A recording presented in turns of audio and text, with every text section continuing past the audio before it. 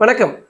RTE மாணவர் சேர்க்கை தொடர்பாக நீதிமன்ற தீர்ப்பை அரசாங்கம் அமல்படுத்தலை அப்படின்னு நீதிமன்ற அவமதிப்பு வழக்குன்னு தொடரப்பட்டிருக்கு. என்ன நீதிமன்ற தீர்ப்பு அது? எப்போ வந்துச்சு?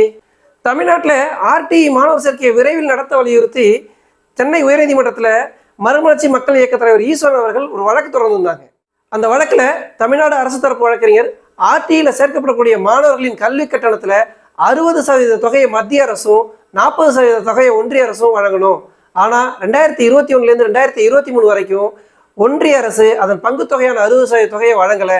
மாணவர்களின் கல்வி மீது அக்கறை கொண்ட தமிழ்நாடு அரசு 100% தொகையை செலுத்தி இருக்கு அப்படின்னு குறிப்பிட்ட தமிழ்நாடு அரசு தரப்பு வழக்கறிஞர், மற்ற மாநிலங்களுக்கு நிதி வழங்கும் ஒன்றிய அரசு ஏன் தமிழ்நாட்டுக்கு நிதி வழங்கலை அப்படின்னு கேட்க நீதிமன்றத்தை வலியுறுத்தினார்.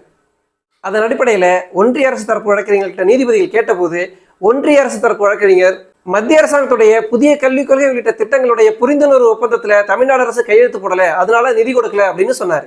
அப்போ தமிழ்நாடு அரசு தரப்பு வழக்கறிஞர் நிலுவையில் உள்ள ஆர்டிஇ நிதியை வழங்க வலியுறுத்தி உச்ச நீதிமன்றத்தில் வழக்கு தொடரப்பட்டிருக்கிறதையும் குறிப்பிட்டார்.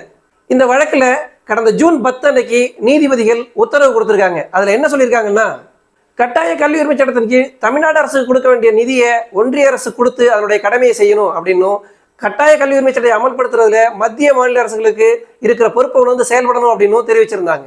அதே போல மத்திய அரசாங்கத்திலேருந்து நிதி வரலன்னு சொல்லி காலத்தை கடத்தாம தனியார் பள்ளிகளுக்கு வழங்க வேண்டிய நிதியை உரிய காலங்களுக்குள்ள தமிழ்நாடு அரசு வழங்கணும்னு சொல்லியிருந்தாங்க.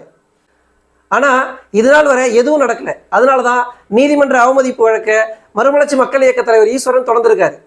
தேசிய கல்விக் கொள்கையை ஏற்றுக்கிட்டாதான் சமக்கிர சிக்ஷா நிதியை விடுவிக்க முடியும்னு ஒன்றிய கல்வித்துறை அமைச்சர் தர்மேந்திர பிரதான் ஏற்கனவே சொல்லியிருந்தது நம்ம எல்லாருக்கும் தெரியும்.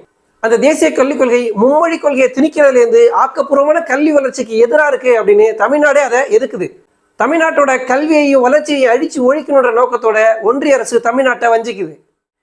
2 ஆண்டுகளுக்கு மேல நிதியை ஒதுக்காத ஒன்றிய அரசை உரிய வழியில வலிமையா வலியுறுத்தி நிதியை பெறாம நாடக வழக்கு தொடர்ந்து கடைசி நேரத்துல மாணவரோட கல்வியில விளையாடுது தமிழ்நாடு அரசு. தமிழ்நாடு அரசு தொடர்ந்த வழக்கை அவசர வழக்கா விசாரிக்க மறுத்த உச்ச நீதிமன்றம் எப்ப தீர்ப்பு வழங்குமோ காத்திருப்போம்.